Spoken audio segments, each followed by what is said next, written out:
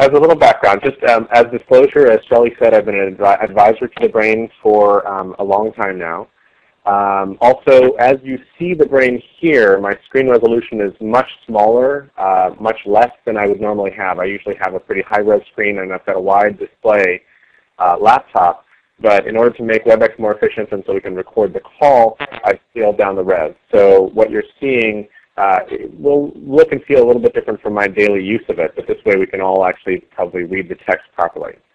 Tell me as I click through the brain if I go too quickly, slow me down because I think that WebEx will have to catch up with the screen refresh and so forth. But right now I'm at a thought called bwiki, which I just entered this morning because as I do every day I process my email, and one of my friends was asking whether he should invite some friends who are starting a company called bwiki into this particular session. And sorry guys, I may be outing your company, but that's okay. You have a coming soon page on the web anyway.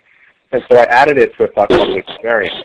So as I click on Wikivariants, you'll see here these are the various kinds of wikis that I've found over time. So, and I'll explain as I go how the brain works just for those of you who have very little experience with the brain. So every node is called a thought. Thoughts can have one or more child thoughts. Those are these down here below the active thought. They can have one or more parent thoughts. Those are these above.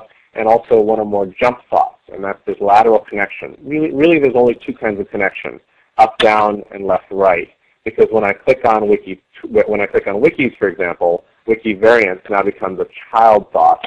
And we just kind of keep moving up and down that way. What you put above or below any thought is up to you. There's no structure inherent to the brain. It's a little bit like a wiki in the sense that how you structure it is completely up to you. So some of what I want to show you is the different cliches or the different ways that I have begun using the brain. And what I'll do is I'll just show a couple things, and then Shelley has a few questions to ask, which I can answer, and then we'll take some questions from you guys. So down here at the bottom is the history list. So this is actually, these are the thoughts that I've been clicking on recently. So if I want to go back to Wikivariants, I just click on Wikivariants. And that's pretty easy. My brain is full of not just business stuff, because I deal, I'm a technology analyst, so these are tech companies, but I have a whole bunch of things. So if I click up here at the top of the screen, this is called a pin board, and any thought that I drag up here will stay up here. So this is a thought called Words I Love, and it's got a whole lot of things in it like mastery and play and practice and presence. And just to show you a little bit about what happens, I'll click on mindfulness, and I'll wait a second while it refreshes. By the way, these are parent thoughts. These thoughts over on the right with a scroll bar, you'll notice the scroll bar here. These thoughts on the right are siblings of the current active thought, which means they are children of a common parent. So presence has as its children mindfulness, and over on the right, finding your location and glancing, for example. So we'll go follow those around a little bit more, but notice the scroll bar because that's just into the G's and H's. So if I go to mindfulness, and then I can go down to Thich Nhat Hanh, the Vietnamese Buddhist monk, and I can look at deep listening and loving speech. I can look at a variety. And I can follow this back up into something like spiritual writers. So here's Stephen Batchelor, Jennifer Cobb, Eckhart Tolle, Marianne Williamson, et cetera, and that would take us back up to my bibliography, for example. And at some point pretty early in fleshing out my brain, I decided that I was adding a lot of books, and I decided to, and this was just the way I did it, I decided to attack the authors, not the books themselves. So I always have books under authors. So here I would have authors like Duane Elgin, David Barsamian, et cetera. And then at some point in the early brain, you could only have 256 child thoughts under any particular thought. So I started subcategorizing, which actually turned out to be really helpful. So I have here ethicists, and most of these people have actually written books. So here's Peter Singer, an ethicist. He wrote about animal liberation, rethinking life and death, et cetera, et cetera. And then there are other links under here as well. They're not all books. There was a scandal at Princeton about him. I don't even remember putting that in the brain. So that's one of the things that begins to happen. And Shelley, I just did a statistical count. I've got 86,600 thoughts right now with over 154,000 links between them. Wonderful. I'll have to adjust our press release. Well, if you can have a real-time count maybe, I don't know. So I've been doing this consistently for the last 10 years. I remember the day that Harlan actually showed me the brain for the first time, and I was like a duck in water. I thought, wow, this is exactly the kind of thing I need. Instead of bookmarks, this is a way I can keep track of what's going on, and I began feeding my brain and then gardening it. So I garden it a little bit all the time.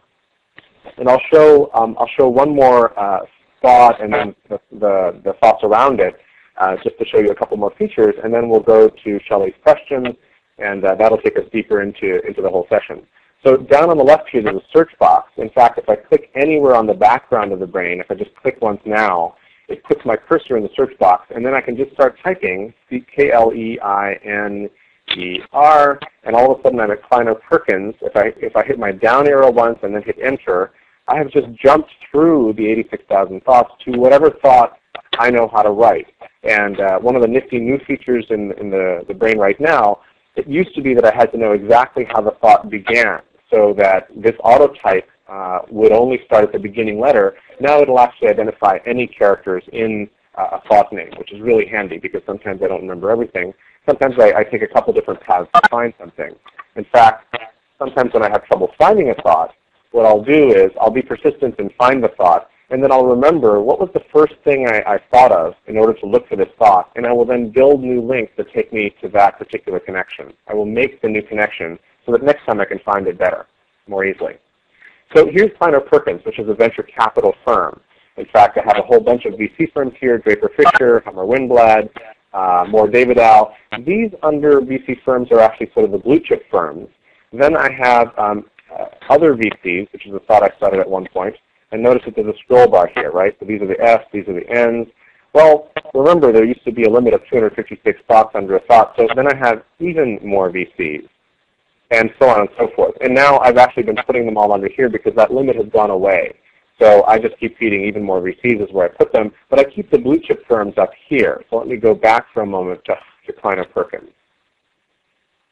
So under Kleiner-Perkins are some of the partners, Brooke Byers, Floyd Kwame, John Doerr, et cetera, et cetera. And then on the left, I use these jump links as service links. So for a company, let's say Extensity. For a company, I would have their category above them.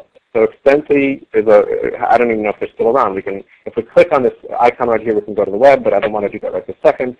But they're in the time and expense management field, which means if I click there, I can see who else was in that field. Concur Technologies, Free Timesheet, Portable Software. I have a subcategory called Timekeeping, Human Clocks, Kinetics, et cetera, et cetera. But let me go back to Extensity for a second. Under it, I have some of the principals, Bob Spinner, Sharon Sasson. I have no idea what's happened to them. Often what will happen later is, as a new startup comes up and I put in the new person's name, it'll turn up that I know 2 or 3 startups that they had before just because they're in here linked up properly in my brain. So I'll go, oh, now I know that they tried to run this company and that company. And then notice to the left here that they got money from Kleiner, but they also got money from Hummer Winblad. And if I click on Hummer, you'll see their portfolio over here on the left with its own scroll bar. And this is not their entire portfolio of investments. These are just the companies that I happen to be interested in and knew were Hummer investments. So let me go back to Extensity. And they also got public relations from Outcast Communications. So if I click on Outcast, now you'll see the same thing happens here. Karen Maroney, Tim Turpin, Margaret Wenlockers. Here are clients of Outcast. So they represented Corpus Sports, Respond, Upshot, Blinks, Amplitude Software. They're, of course, under other PR companies, and therefore there's a huge number of PR companies in my brain. And if I go to any one of these companies, if I don't remember what Blinks does, they do video search. They were hot in 2007. In fact, the category was hot in this year. And they're also an autonomy licensee. So if I go up here, I can see Autonomy Inc., which is a neural network vendor that had representation from Edelman. And here, Mike Lynch was the principal, and so on and so forth. So let me stop here and go to Shelley and take me through some of the questions, and that will flesh out more of the details of what I've been doing.